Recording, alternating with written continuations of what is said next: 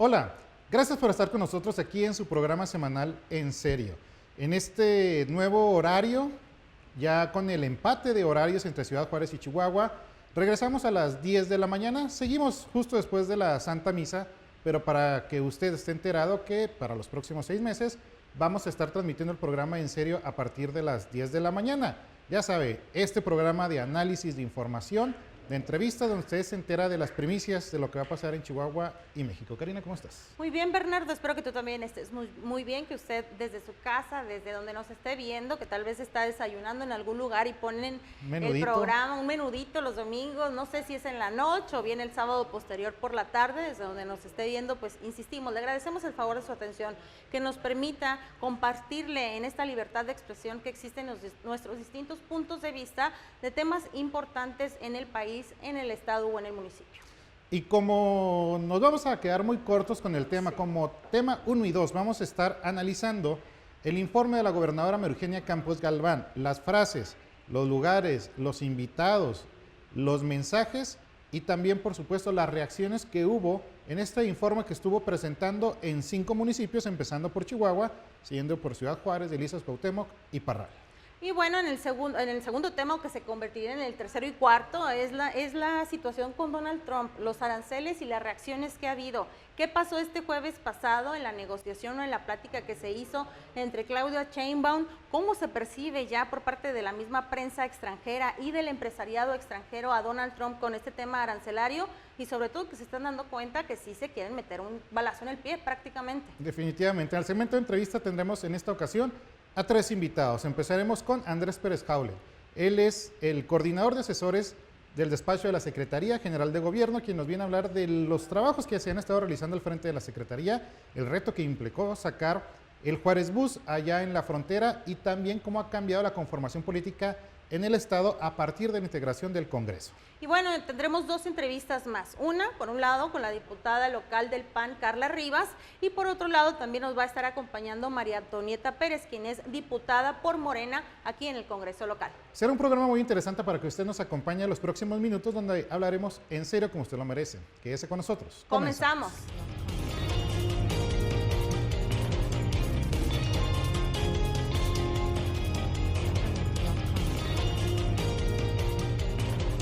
Momento de pasar a la polémica, esta parte del programa en donde discutimos 4 temas que son importantes en la semana. Lo vamos a reducir a 2 porque la verdad es que pues generaron mucha controversia, Bernardo, y tú tienes el primer tema. Pues son los informes que presentó la gobernadora María Eugenia Campos Galván en distintos municipios del estado, Chihuahua, Juárez, Delicias, Cuauhtémoc y Parral, donde históricamente se concentra la mayor parte de la población y bueno, que están conectados finalmente con todas las regiones.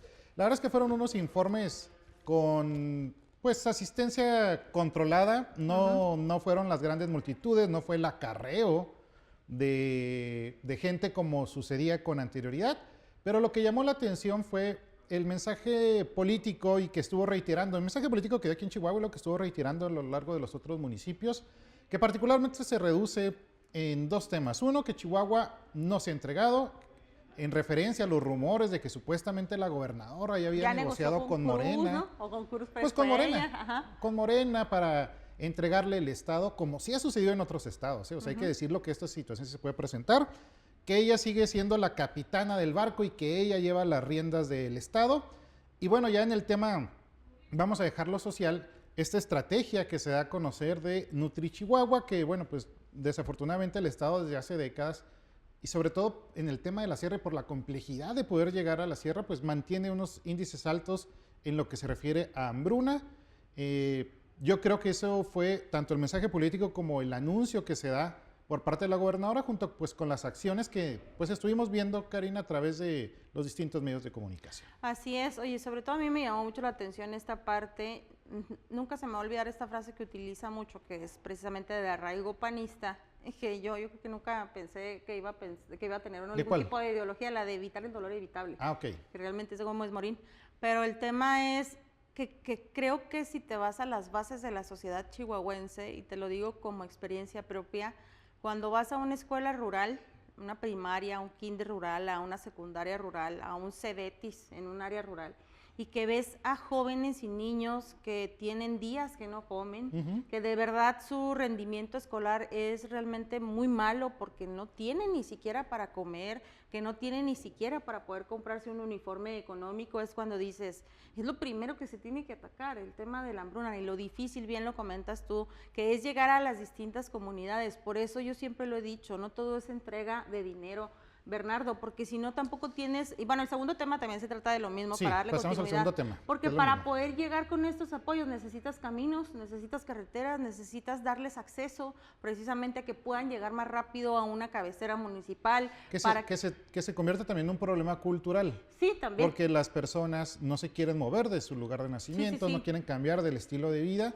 y entonces se complica para los gobiernos el poder llevar pues estas políticas públicas. Oye, sí, pero aparte fíjate que a mí me llamó la atención y lo voy a comentar aquí, que luego en algunos medios no lo han comentado, yo sí lo voy a decir, que esta manifestación previa que se dio en Hidalgo del Parral por parte de maestros que estaban en su momento, y me di cuenta que estaban revueltos personas de pensiones civiles del Estado, que sabemos que pensiones civiles del Estado es un problema enorme que viene arrastrando gobierno tras gobierno, que se hizo Ichizal, que se buscó la forma de darles mejores condiciones a los trabajadores del Estado y que sigue siendo una bola de nieve sumamente fuerte, que se tendría que destinar prácticamente 2 veces el presupuesto anual para poder subsanar las situaciones de pensiones civiles del Estado, con todo el derecho del mundo, la verdad, los maestros, pero ahí también iban a manifestarse por el tema del ISSSTE, a la gobernadora. Entonces, de hecho, digo, yo así como que, ¿qué parte de la misma enseñanza del maestro no le queda claro que al momento de ser federal, pues lo que tiene que hacer es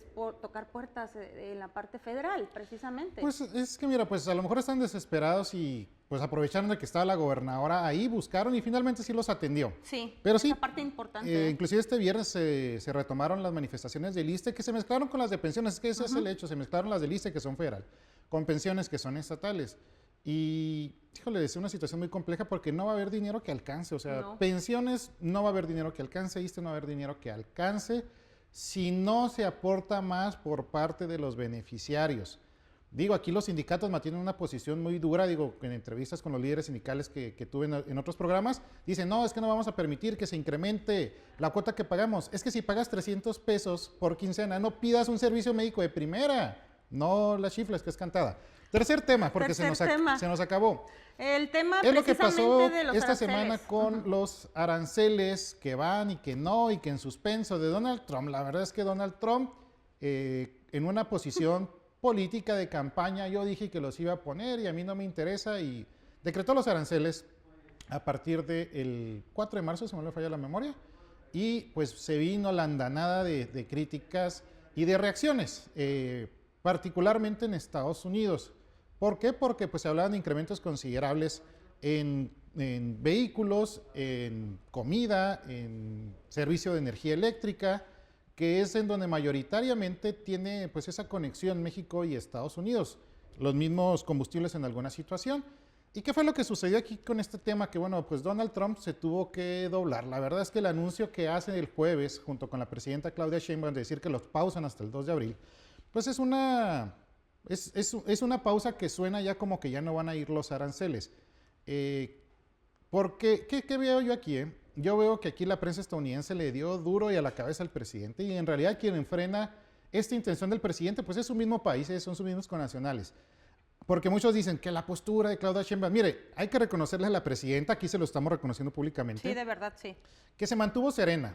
Digo, yo no hubiera citado a Calimán, ¿verdad? Pero bueno, yo hubiera citado a otra persona, pero dijo que se mantuvo serena y dejó que en Estados Unidos pasara la revolución. Le pasaron los camiones, le pasaron los carros por enfrente a Donald Trump y tuvo que suspender los aranceles. Y bueno, viene este evento en el Zócalo que se va a desarrollar este día domingo, en lo que está este programa, vamos a ver qué es lo que sucede. Pero no fue por Claudia Sheinbaum que se frenaron los aranceles, fue por la presión de los mismos estadounidenses. Le reconocemos a la presidenta la postura, bravo, qué bueno, y ojalá y siga para lo que viene, que es la negociación. Mira, para mí, yo digo, este tema se tenía que dar. No sé hasta dónde va a ser como la vida cansada, si es que va a continuar con esta ideología. Es que el cuarto tema es exactamente el mismo, la parte de los aranceles, porque ayer que concluía esta rueda de prensa mañanera, bueno, este viernes pasado, perdón, que concluía la rueda de prensa mañanera posterior a la llamada que tuvo el jueves con Donald Trump, en donde ponía la publicación de Donald Trump y luego ya dio la rueda de prensa, en donde reconoce la capacidad de negociación que tiene la presidenta y de verdad es que de manera muy firme dice, a ver, yo no te puedo negociar bajo unas circunstancias que le hace daño a mi pueblo, que le hace daño a mí, realmente a mi país, nos estás afectando de manera específica en este tema.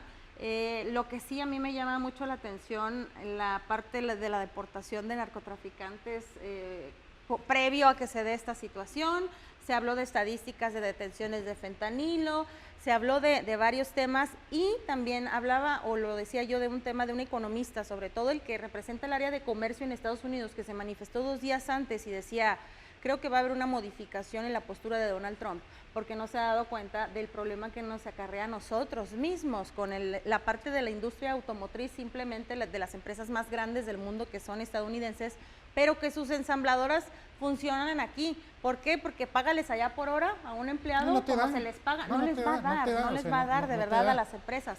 La verdad es que sí creo que se ha vuelto como un discurso de mucha faramaya, mucho espectáculo. Oye, es que Donald Trump está como Andrés Manuel. Oye, igual. Es que no hagas eso, es una tontería que pagues el aeropuerto y no lo construyas y gastes casi la misma cantidad de dinero para construir doble, estás pagando. No, aquí lo voy a hacer. Oye, Andrés Manuel, el tema de la refinería no va a funcionar, ya estamos mudando. Aquí lo voy a hacer porque lo prometí en campaña. Oye, Andrés Manuel, las becas son una tontería. No me importa, lo prometí en campaña. Le está dando en la torre al país y es que no escuchan. Y en serio, uno era populista de izquierda, López Obrador, y otro es populista de derecha, pero no hay a cuál irle, en fin. Vamos nosotros a una pausa comercial y regresamos con las entrevistas.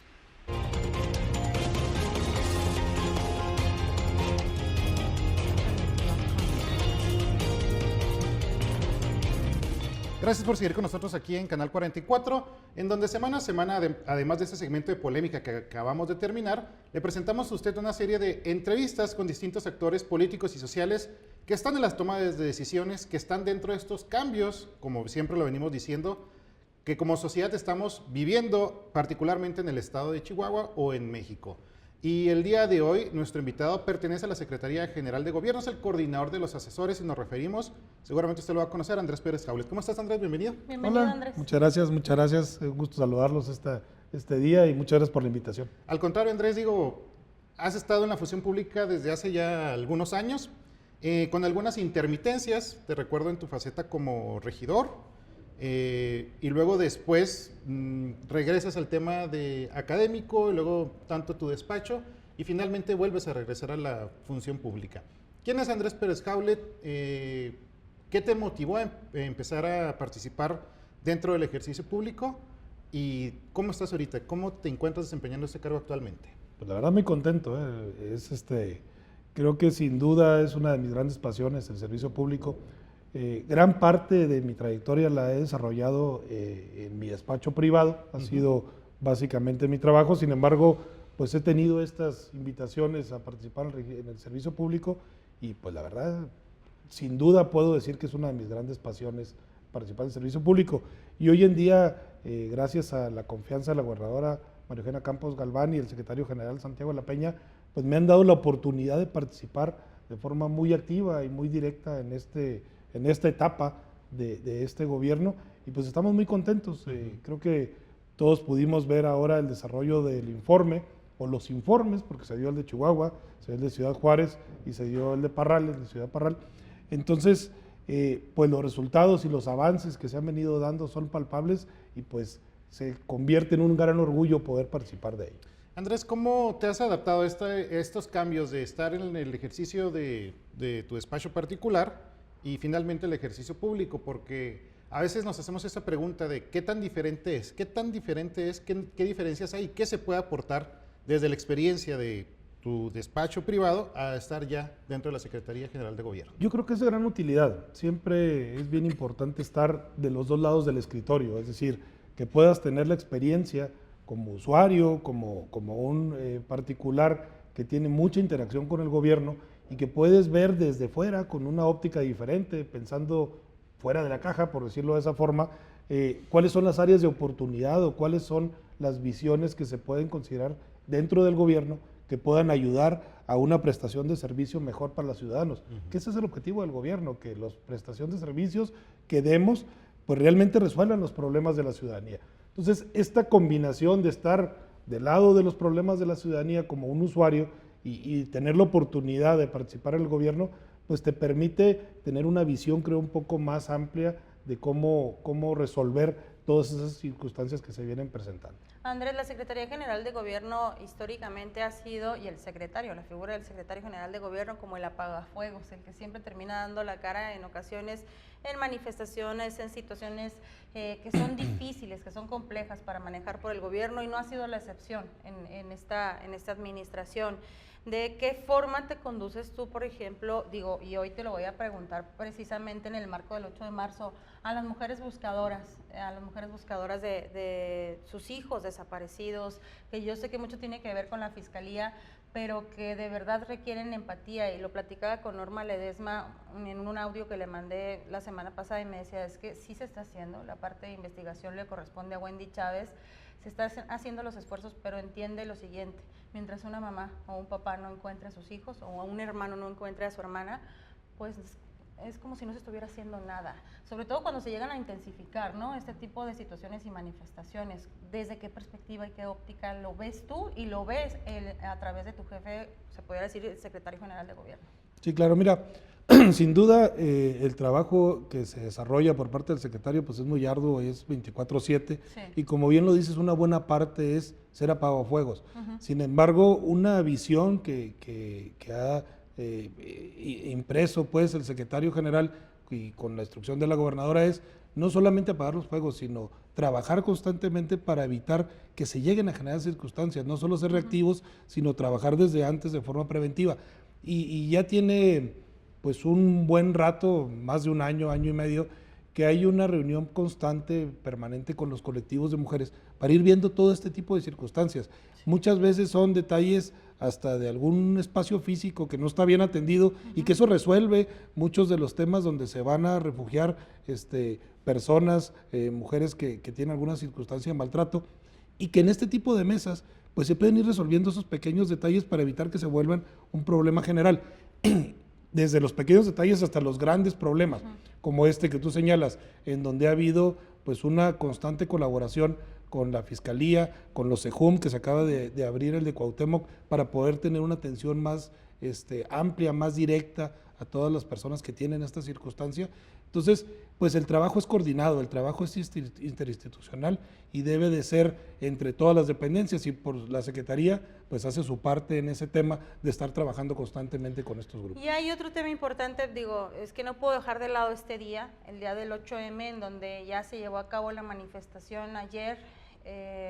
La verdad es que cada vez la vemos más recrudecida, sobre todo yo como mujer siempre lo comento, el derecho, todos los derechos para todas las personas y el respeto igual, independientemente de que seas hombre o seas mujer, pero en ocasiones vemos cómo estas manifestaciones se salen de control por grupos políticos, que eso es muy lamentable, que sabemos que hay mujeres que se han envuelto en esta idea feminista, que tampoco juzgo, ni hay un feministómetro para decir tú eres más feminista que yo, tampoco, pero que cuando le pegan un tema político se vuelve una situación de golpeteo fuerte, y que hemos visto incluso porros y gente que está dentro de las manifestaciones que demerita mucho, y bueno, por lo menos yo, mujer, para mí sí demerita mucho una lucha que es muy genuina. Claro. ¿Qué opinión tienes sobre todo de esto, de cuando se politiza algo que es una lucha que debería de ser de hombres y mujeres?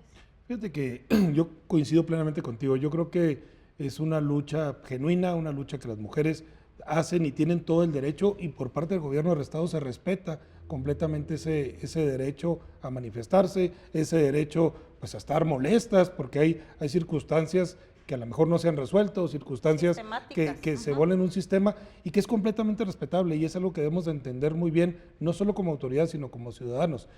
Pero también por este lado debemos de entender muy bien que politizar ese tipo de cuestiones a favor o en contra, lo único que hace es demeritar una lucha genuina, y eso ha desembocado pues en este tipo de circunstancias que se desbordan o que pueden ser mal vistas incluso por la sociedad, pero que tienen un alto ingrediente político. Y yo creo que el llamado debe ser: respetemos esa lucha, no solo la respetemos, sino que la intervención política que tengamos sea para ayudar a resolver las problemáticas que ahí se presentan, no para sacarle una raja o un jugo político al tema. Yo coincido plenamente contigo y mi respeto absoluto para eso. Y es que encaja precisamente en este marco y dentro de la Secretaría, que es precisamente la responsable de la política interna, ¿verdad? Así como a nivel federal la Secretaría de Gobernación, a nivel estatal es la Secretaría General de Gobierno la encargada de la política interna. Cuando no hay un buen trabajo de un secretario o de su gente, se nota mucho porque se empiezan a presentar mayores manifestaciones, mayor número de inconformidades, pero cuando hay un buen trabajo es cuando se empiezan a disminuir este tipo de situaciones, Andrés. Tú como coordinador de asesores de la Secretaría General de Gobierno, que es donde están, ¿a qué se han enfrentado en estos años? ¿Cómo encuentran la Secretaría después de un César Jáuregui que se va como fiscal general y llega precisamente a Santiago de la Peña? Fíjate que ahí en la Secretaría, pues a manera de broma, si quieres verlo, creo que es un trabajo pues un tanto ingrato, porque cuando haces un buen trabajo es porque no pasó nada. Exactamente. Entonces, porque no se nota cuando hiciste horas y horas y días de esfuerzo para evitar que un conflicto escalara al grado de que afecte a la ciudadanía. Creo que esa tónica pues se ha venido dando muy fuertemente. Se dio una continuidad después del cambio de César Jáuregui que se va a hacer las labores en la Fiscalía y llega Santiago de la Peña con un sello propio, con un impulso propio, con mucho respeto al trabajo que se había dado con anterioridad. Sin embargo, creo que la constante es estar presente, estar atendiendo de forma directa este tipo de circunstancias. Lo platicábamos antes de la entrevista, yo creo que no había habido un secretario general que haya ido más veces a Juárez que Santiago de la Peña, porque cada vez, una vez por semana, por lo menos 2 días, se va y se atiende los temas allá. Entonces yo creo que algo que sí ha venido a revolucionar o a darle un impulso adicional al trabajo de gobierno del Estado y de la propia Secretaría, pues es la atención personalizada de los temas, que realmente se arrastra el lápiz, se remangan las mangas de camisa y se atienden los temas directos. Temas que muchas veces ni siquiera son nuestros, ¿no? Vemos hoy en día protestas que tienen que ver con temas nacionales y pues que se afectan casetas, que se afectan recaudaciones cuando la solución no está aquí. ¿Qué es lo que hacemos? Pues participamos con ellos para apoyarlos, para que sean escuchados, porque gran parte de los problemas que se suscitan pues no se generan por cuestiones estatales, muchas veces son nacionales y ahora creo que sí ha habido este cambio en actitud y tenemos mucho más coordinación con la autoridad federal para poder resolver o dirimir este tipo de controversias. No, y muchas controversias o muchas inconformidades se generan porque no hay funcionarios que atiendan a las personas, que atiendan a los campesinos, que atiendan a los estudiantes, que atiendan a los sectores que se sienten vulnerados.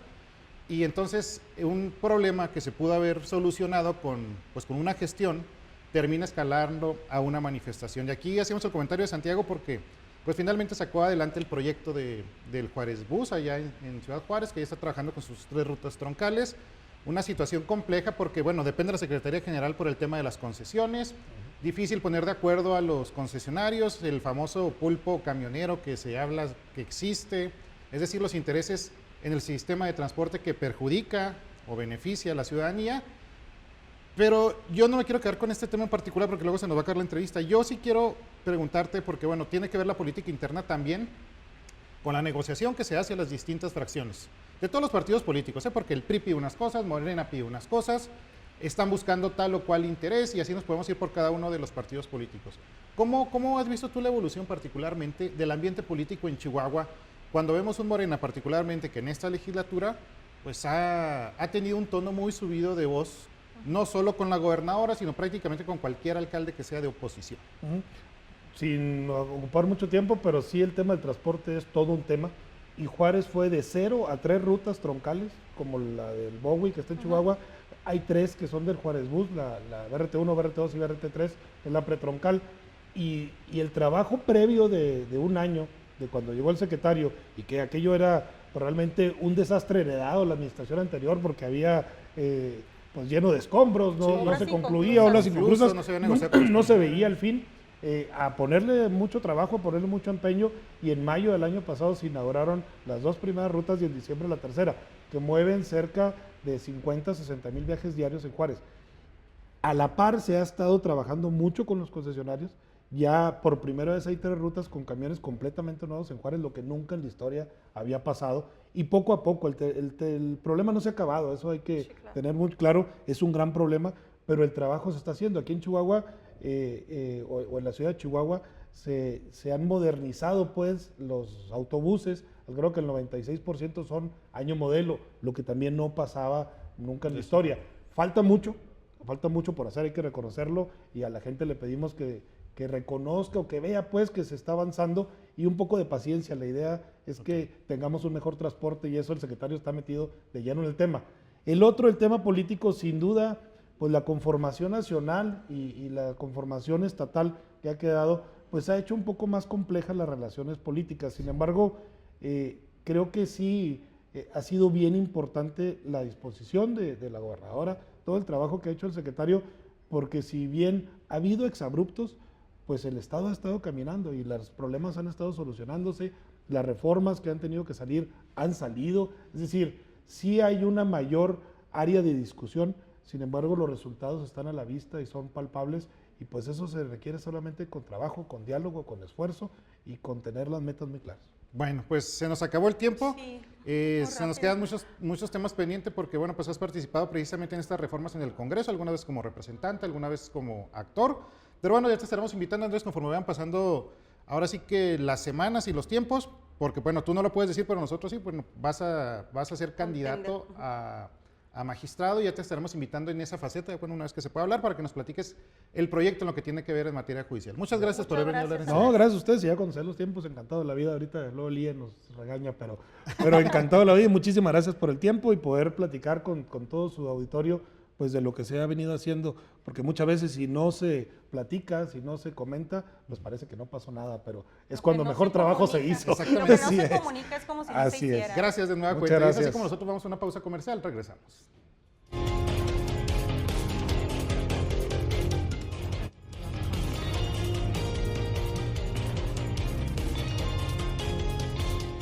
Seguimos hablando en serio aquí en Canal 44, presentándolos en nuestro segmento de entrevista. En esta ocasión pues vamos a tener 3 invitados. Nuestra segunda invitada del día de hoy es una diputada muy joven, además diputada reelecta. Déjame se la presento y ahorita le hago el comentario. Nos referimos a Carla Rivas. ¿Cómo estás, diputada? Bienvenida. Muchísimas gracias. Hola, buenos días a todas y todos. Muy contenta de estar con ustedes. Oye, es la primera vez que estás aquí en serio, Carla. Digo, ya habías sido diputada en el periodo pasado, fuiste la diputada más joven de aquella legislatura. Fuiste secretaria. Y luego te manda requerir la gobernadora en la Secretaría de Desarrollo Humano. Tienes ahí algunos meses este ejercicio y luego finalmente regresas ya como diputada, pero ya no eres la más joven. Me comentas que hay ahí un diputado más joven por 2 años. Pero bueno, finalmente sigues estando muy joven y los jóvenes siguen aclamando, iba a decir seguimos, pero ya no tanto, siguen aclamando estos espacios precisamente en distintas áreas, tanto políticas como sociales, y tenemos diputados locales, federales, senadores y senadoras, que son muy jóvenes, y vemos un perfil como el tuyo, vemos un perfil de otros así jóvenes, y decimos, bueno, pues es que traen toda esa energía, traen todas esas ideas distintas a la de quizá gente más grande. Tú en lo particular, ¿cómo te sientes? O sea, ya tienes experiencia, pero sigues siendo joven. ¿Cómo te sientes particularmente con este tema, Carla? No, pues bien, y la verdad es que muy contenta porque que se aperturen las oportunidades a la juventud, a mujeres y jóvenes que queremos hacer un cambio, que queremos participar en ideas, en acciones, pero siempre y cuando que no sea por cumplir el requisito de que eres joven y tienes merecedora un espacio, sino eres joven y tienes las capacidades, tienes las cartas sobre la mesa de decir, tengo con qué responder, ¿no? Y la verdad, pues creo que ahorita en la actualidad es cuando más se ha visto, ¿no? Que con independencia de los colores, sabores y demás, habemos muchas personas jóvenes que estamos dentro de la política, dentro del servicio público y que en medida del trabajo bueno o malo que realicemos, yo creo que se van a aperturar o cerrar, si se hace un mal trabajo, puertas para más mujeres o hombres jóvenes que quieran participar, ¿no? Entonces yo muy contenta, sí, la verdad, pues luego te enfrentas a ciertas situaciones donde, digo, hay cosas que siempre se han hecho así y se tiene que seguir haciendo así porque así funcionan, ¿no? Bueno, entonces tú llegas y dices, oye, ¿qué te parece si hacemos esto así? Vamos a llegar a un propósito igual o mejor, pero vamos a cambiar un poquito el chip de las cosas, vamos a cambiar un poquito el procedimiento para dar un mejor resultado, ¿no? Y con un sentido, pues no quiero decir actualizado ni polarizar el tema de lo nuevo, lo viejo, los grandes, los chicos, no. Creo que todo tiene que tener un balance, creo que la juventud debe de llegar a innovar, sí, pero de la mano de la experiencia de las personas que pues que ya tienen muchos años sirviendo y ayudando a la comunidad. Carla, te ha tocado estar pues desde hace ya muchos años en el tema de representación y también de desarrollo humano y pues esa cercanía con los grupos más vulnerables. No obstante, el grupo de los jóvenes, yo lo percibo así, ¿eh? En su gran mayoría, no digo que todos porque hay muchos muy interesados y muy buenos, pero en su gran mayoría están pensando en otras cosas. Están pensando en qué serie va a salir, en cuándo sale el nuevo capítulo, en la red social, en hacer TikTok, en si hago esto, y luego de repente no los vemos tan participativos en la política. Luego vemos perfiles como el tuyo. ¿Qué le falta, pues? O sea, tú como joven y como conocedora de este sector, ¿qué le falta a la juventud o qué le está faltando a los políticos para lograr que los jóvenes en una mayor cantidad se sumen a la participación ciudadana y política? Sí, pues de entrada concuerdo totalmente. Hay una encuesta a nivel nacional, salió me parece hace 2 meses, donde te cataloga cuáles son los principales intereses de la juventud entre 16 y 32 años, era el rango. Son 2 temas. Cuidado medioambiental, que es buenísimo, sí, sobre todo por la época que vivimos. Y 2, el tema de animales, perros y gatos. Okay. De verdad, entonces es donde dices, ¿en serio? Esos son los intereses de quienes más adelante van a estar en la toma de decisiones de nuestro estado, de nuestro país. ¿Qué estamos haciendo mal? No digo que no tengan un interés, por supuesto, claro. Digo, quienes somos amantes de los animales, claro que sí, pero no puedes sustentar todo tu interés público, social, nada más en esos temas. Sí. Cuando digo, la época cambió, mis papás, está la broma esa, ¿no? De que tenían los terrenos fáciles y ahorita ya no nos sacaban terrenos. Las casas, sí. Eran intereses quizá un poquito más de otro estilo. De arraigo, ¿no? Exacto, de una formalidad, de conseguir un camino en línea recta y muy claros objetivos. Hoy, por muchas circunstancias, la globalización, el tema de las tecnologías, la inmediatez de las cosas quizá ha hecho que la juventud pues esté un poco dispersa. Como políticos, como servidores públicos, pues sí nos ha faltado quizá poder lograr decir, oye, esto tenemos para ofrecerte no nada más a ti, a tus padres, a tus futuros hijos, a quienes planean pues tener hijos, ¿verdad? Claro, que ese es otro tema. Sí. Hay una situación importante, yo creo que valdría la pena que ahí se comunicaran con algunas de mis compañeras de maestría que están haciendo una tesis precisamente de la falta de alfabetización política, pero en los jóvenes de bachilleres, por ejemplo, o en secundaria o en primaria, y que sí tiene mucho que ver con el cambio en la escuela, en el cambio y la eliminación o disminución en cuestión, por ejemplo, de cívica, en este tipo de situaciones, de actos cívicos que estábamos, yo creo que acostumbrados, no sé si a ustedes les pasó, que lunes con lunes era el juramento a la bandera, en la parte de los honores a la bandera, que te sentías súper bien si te tocaba dar unas palabras del día. Es que sonrío porque ahorita hay un meme que se ríen de nosotros porque levantamos la mano en el juramento a la bandera, pero continúa. No, pero es que de verdad es una situación de falta de alfabetización. Ella agarra un rango de jóvenes, porque trabaja con ellos, de bachilleres, en donde analiza desde lo que escucha, lo que ven, la inmediatez, la parte de, como tú mencionas, el TikTok, por ejemplo, que ya en algunos lugares se está prohibiendo, no se ha buscado, ni siquiera se ha considerado eso. Digo, yo sé que hay una comunicación muy cercana de, sobre todo diputadas del PAN, por ejemplo, con Margarita Blacayer de Cipina, y sé que también ha habido como un avance para el tema de controles parentales. Platícanos un poco de esto, si han hablado, si existe la posibilidad, si ya lo han planteado o no lo han analizado. En el tema, fíjense, de lo cívico, digamos, porque sí es cierto, luego que tenemos algunas invitaciones a escuelas y así, rara vez, una vez al mes quizás se hacen los honores a la bandera, ya no, digo, el himno pues ya todo el mundo se lo sabe, pero por ejemplo, el otro día estábamos en un evento y poquísimos jóvenes se sabían el juramento a la bandera, donde yo me acuerdo que nosotros era... Sí, de memoria, exacto. Y te sentías no sé, me tocó decir el juramento, y querías estar en la escolta o en la banda de guerra y era como que lo más arriba de lo más arriba, ¿no? Y hoy en día como que no, al contrario, o sea, sí, hay alguna iniciativa que promovimos, me parece, la legislatura pasada, finales del año pasado, sí, precisamente para reforzar todo lo que es el tema cívico en las escuelas. ¿Por qué? Porque se está dejando de lado como una clase de relleno, cuando no. Es decir, sí, los valores se aprenden en casa, el respeto tanto a nuestras enseñas patrias como a la sociedad en general, y en la escuela vas y refuerzas tus conocimientos. Creo que debe ser en conjunto, y en esa iniciativa precisamente planteaba ya muchas escuelas ni siquiera tienen en su matriculado el tema de educación ética y valores. La han quitado, la tienen como opcional o como talleres. Cuando te mandan orientación, te tienen que dar un taller o una asesoría. No, debe ser obligatorio, ¿no? Es el sentido que tenía la iniciativa. Y sí, en efecto, con tema de disciplina, con el propio DIF estatal, con el municipal, pues tratamos de llevar estos programas que han fortalecido mucho a las escuelas, sobre todo, si me lo preguntan, ¿dónde es donde más debemos reforzar? ¿Dónde está el cambio en el que los jóvenes van a tomar su forma de empezar a pensar por ellos mismos o de una u otra manera? Crítico. En la secundaria, es fundamental. Temas desde, ahora sí que a qué se quieren dedicar, qué les gusta, temas de sexualidad, de prevención de embarazos, del cuidado de su persona, del cuidado de la sociedad, de la participación como jóvenes activos.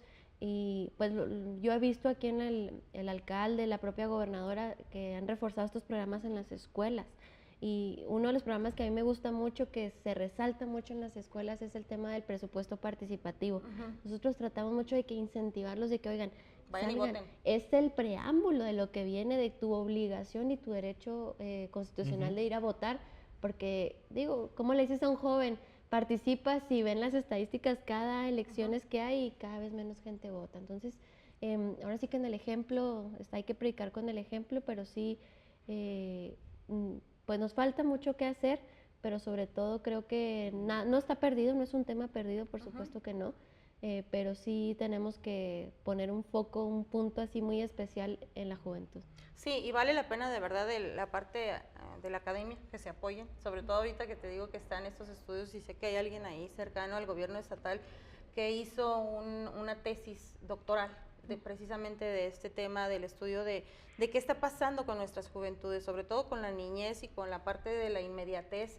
Te decía yo el tema de los controles parentales, no se ha considerado como tal el hecho de poder legislarlo, buscar la forma. Yo sé que tendría que ser a nivel federal para que se diera esta situación, porque ya en algunas escuelas de otros países vemos cómo se les prohíbe, en lugar de decirles, tráete tu computadora, se les prohíbe y vuelve al tema del lápiz y el papel, porque te genera un desarrollo neurológico distinto. Nunca se ha considerado este tema. No hay un tema ahorita sobre la mesa, al menos no dentro del Congreso, y por supuesto yo creo que habría que valorarlo.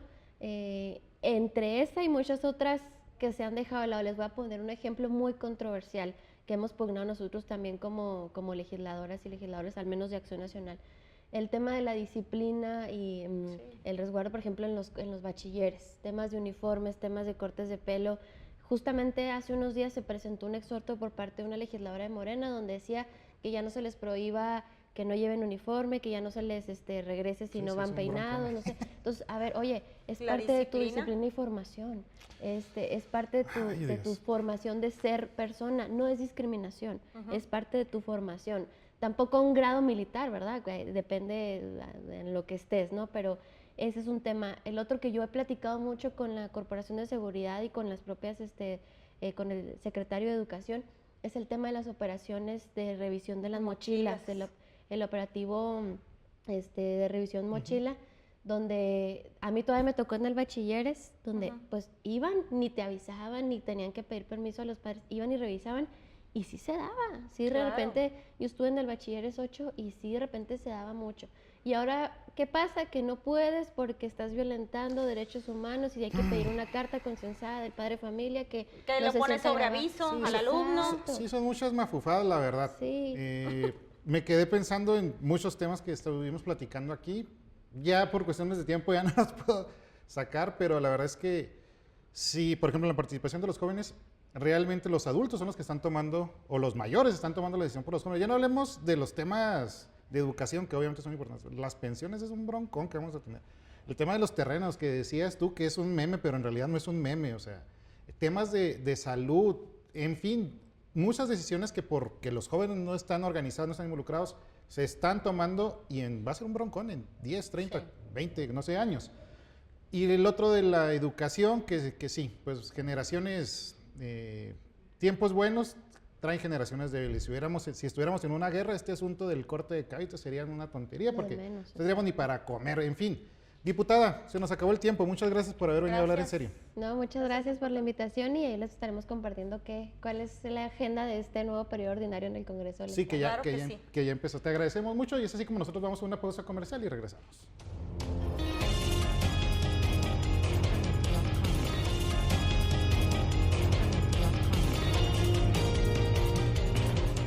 Seguimos hablando en serio aquí en Canal 44. Lo invitamos a que nos siga a través de nuestras diferentes plataformas, Facebook, Instagram, YouTube, TikTok. Mándenos comentarios, pero sobre todo síganos para que usted esté informado 24/7 de lo que pasa en Chihuahua, México y el mundo. Y nuestra siguiente invitada del día de hoy es una funcionaria, actualmente diputada, que pues haya estado en varias ocasiones aquí en Canal 44, en serio, Juárez y Chihuahua.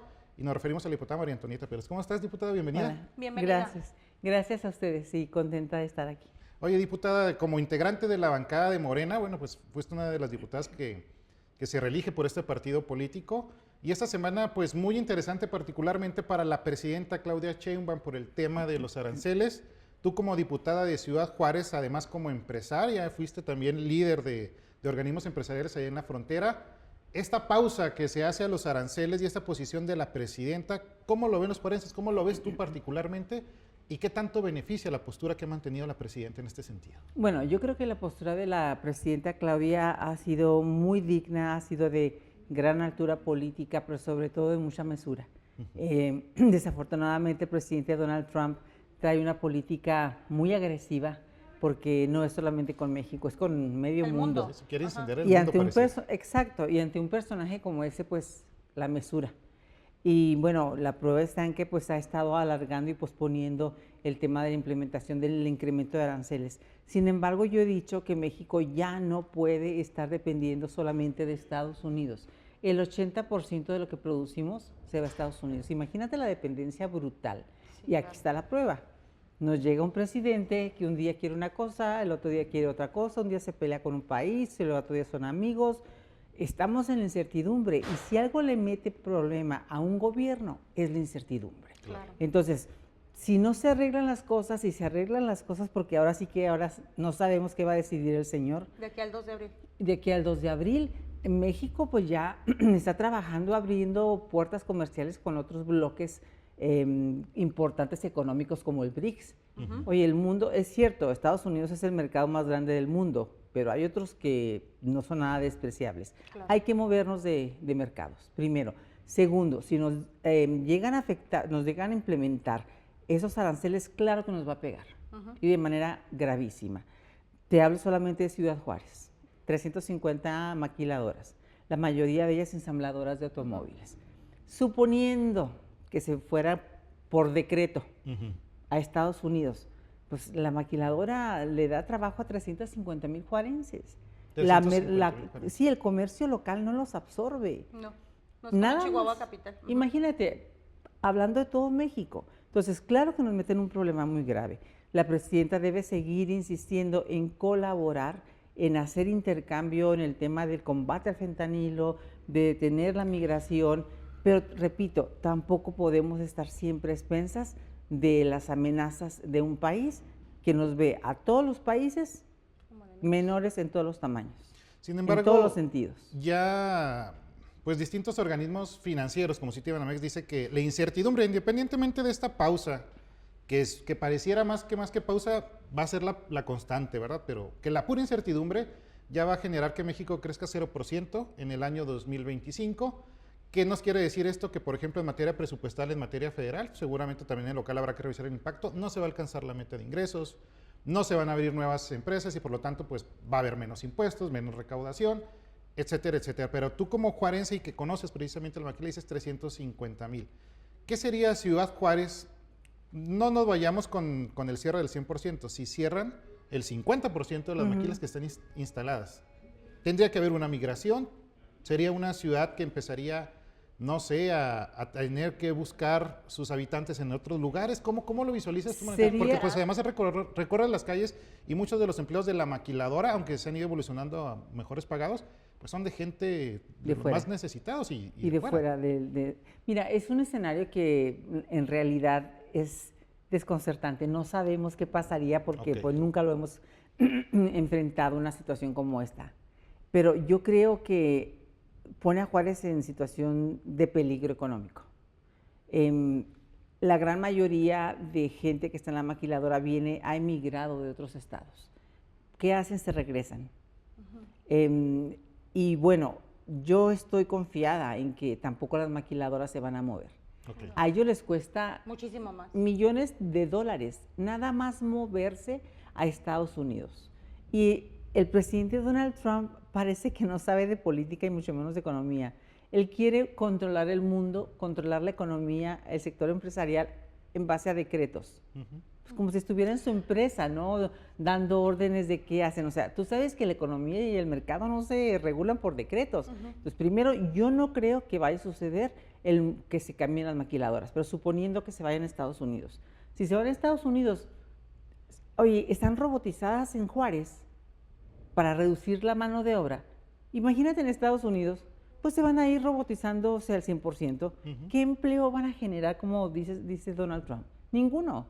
Entonces yo sí veo muy difícil económicamente que les convenga y que lo vayan a aceptar las armadoras en Ciudad Juárez. Yo creo que se veía venir esto desde que un día o 2 días antes el secretario de Comercio, se pudiera decir que de allá, de Estados Unidos, manifestaba que podría haberse dado o darse una modificación en algún momento con las negociaciones, sobre todo porque ciertas empresas como es la Ford, Chrysler, por ejemplo Chevrolet, todas estas que tienen sus autos prácticamente salen ya armados de aquí de México, del Bajío, pues generarían un incremento de hasta, no sé, 70,000 pesos, que lo convertimos a dólares, y tampoco les convenía a ellos, que tal vez estaba tomando decisiones desde un área de mucho privilegio, porque pues no, incluso hay norteamericanos que no tienen la capacidad adquisitiva para tener una casa, y que no les interesa trabajar, y yo creo que ahí sí entra mucho mi parte nacionalista del tema de migración, de cómo el mexicano va y les demuestra que trabajar es trabajar y que están dispuestos a trabajar precisamente para sacar a su familia adelante. Y lo que ayer me tocaba escuchar también de la presidenta Claudia Sheinbaum, escuché toda la mañanera que se llevó como a eso de las 10 de la mañana, que decía, es que lo complicado está siendo porque el señor mete en una misma caja de negocio el fentanilo, el narcotráfico, la economía, los aranceles, y antes, dice, era muy bueno, lo decía un crítico economista, el economista de México platicaba con el economista de Estados Unidos, el de seguridad con el de seguridad de allá, pero no revolvían las cosas. Entonces, en este momento, ¿cómo lo perciben? Sobre todo cuando se están buscando los mecanismos, cuando incluso vemos que en el Estado están coordinados los 3 niveles de gobierno para el tema del narcotráfico, o para detener este tema del fentanilo, cuando se le dio información de cuántos cargamentos se habían logrado incautar, y aún así nos vemos en el 2 de abril. Sí, ese es un tema muy importante porque nos dice que Donald Trump aparentemente demuestra que no sabe no solamente de economía, no sabe de política. O sea, tú no puedes, como bien dices, revolver todos los temas en una sola negociación. El tema del fentanilo, por ejemplo, es cierto que China produce precursores para las drogas sintéticas que se usan en la farmacéutica. Entonces, ¿qué tienen que hacer? Pues regularlo, y tienen que presionar a China para eso. México tiene que también presionar para que se acabe ese manejo del mercado negro del fentanilo que pasa a Estados Unidos. Pero ¿y qué pasa con los millones de consumidores que demandan un día sí y otro también para sobrevivir esas dosis de fentanilo? Que no le corresponde eso a Estados Unidos. Y es más, ese es un tema de salud pública, de salud pública. Y bueno, y hablando de fentanilo, Donald Trump quiere, a través de aranceles, resolver el problema de salud pública de las drogas por fentanilo en su país. El fentanilo empezó a afectar a la comunidad americana en los 80s, y fue una farmacéutica de Estados Unidos que fue la que creó. ¿Qué dijo? A ver, hay aspirinas, pero las aspirinas no te arreglan todos los dolores. Y las drogas duras, pues te las dan cuando estás en fase terminal. ¿Por qué no sacamos poquito de la droga dura, le ponemos poquito a la aspirina para que te resuelva el problema paliativo de largo plazo de un dolor de rodilla? Y pues sacaron el Oxycontin, que fue una aspirina, o sea, es una aspirina con drogas duras. Y bueno, los americanos felices porque el dolor de rodilla pues se les acabó, la migraña que tenían permanente se les acabó, pero acabaron siendo dependientes del fentanilo y de las drogas duras y acabaron en el mercado negro buscando esa sustancia. De un padecimiento crónico se volvieron adictos y ahí tienes tú el problema gravísimo de millones de adictos al fentanilo. ¿De veras quieres o crees que lo va a resolver China y México? O sea, sí, la verdad está complicado y luego aparte que para el 2 de abril se supone que ya va a ser la negociación con todos los tratados internacionales. Ya casi nos están marcando que concluyamos la entrevista y no me quiero ir. Y es un tema muy largo. Sí, sin comentar una iniciativa que propuso diputada en el Pleno del Congreso local, sobre todo porque me parece muy interesante la protección de niños, niñas y adolescentes y también adultos, obviamente, porque en el tema de las pesquisas o personas desaparecidas yo creo que es importante que todos como sociedad contribuyamos a encontrar a una persona, a dar información y platícanos un poquito de esta propuesta que usted hace. Bueno, mira, yo vivo en Ciudad Juárez, como todos lo saben, vivo cerca del río Bravo y a mí constantemente teniendo un teléfono celular de México me llegan alertas de Estados Unidos. Sí, por sistema. De clima, de cualquier alerta. Entonces, yo los estaba recibiendo constantemente y dije, ¿por qué esto no pasa en Chihuahua? Tenemos tantas personas desaparecidas y no sabemos. Mejor Estados Unidos utiliza hasta la tecnología en otros países que México dentro de su propio territorio. Entonces, yo sé obviamente del tema de la alerta AMBER por desaparición de niños y adolescentes. Actualmente a la fecha, al 6 de febrero, un corte de la autoridad dice que en Chihuahua nada más hay 525 personas adultas desaparecidas, imagínate. Entonces yo dije, bueno, la alerta ayuda a salvar una vida si la sabemos en tiempo. Claro. ¿Por qué no utilizar los celulares de todos los chihuahuenses en cuanto la autoridad ya dé por desaparecida a una persona, a un niño o un adolescente? Y presenté una iniciativa a la legislatura pasada. Afortunadamente se retomó en la Comisión de Seguridad de esta legislatura y el día de ayer se aprobó por unanimidad, sube al Pleno el jueves y estoy segura que va a salir por unanimidad de todas las fuerzas políticas. ¿Y en qué consiste? Que las fiscalías puedan hacer uso de todos nuestros celulares en Chihuahua, tantos tengas, tantos uses, y que reciban en el momento real la información, la fotografía, lo que ellos definan, cuando una persona esté ya en carácter de desaparecida. Imagínate, nos volvemos que 1.700.000 ciudadanos vigilantes. Claro. Sí, entonces, tiene que estar... Como sucede en Estados Unidos. Digo, va uno al paso y sin ser uno estadounidense, simplemente por estar conectada a la red de Estados Unidos te llega la alerta por sistema. Por eso decía con las características, dónde se le vio y pidiendo la colaboración. Y con esta información ya nosotros, pues con toda la seguridad, lo subimos a redes y te aseguro que vamos a complicar sí, porque cuántas veces comentábamos, diputada, que nos llega una pesquisa, una imagen de una alerta y a veces no sabemos si es inclusive real, o sea, si es verdadera. Pero bueno, pues es un tema interesante. Sí. Qué bueno que se va a aprobar, estamos pendientes de esto. Sí, estoy contenta de que todas las fuerzas políticas en temas transversales tan difíciles como sumemos nuestra voluntad política y salga adelante. Te agradecemos mucho, diputada. Gracias, te vamos a invitar más seguido porque se nos va otra vez el tiempo muy rápido. Muchas gracias por haber venido. Gracias a ustedes por esta invitación. Diputada. Y es así como Karina y un servidor, ya sabe, lo esperamos domingo a domingo, ya con el empate de los horarios en Ciudad Juárez y Chihuahua. Retomamos nuestra transmisión por el 44.1 a las 10 de la mañana, seguimos después de la Santa Misa y repetición a las 8 de la noche. Y recordarle que tenemos el canal 44.2 con un desfase de 2 horas y también nos puede ver el sábado posterior a las 4 y a las 6 de la tarde respectivamente en el 44.1 o 44.2 y dele like a nuestra página, canal 44 Chihuahua en Facebook. Que tenga un buen día.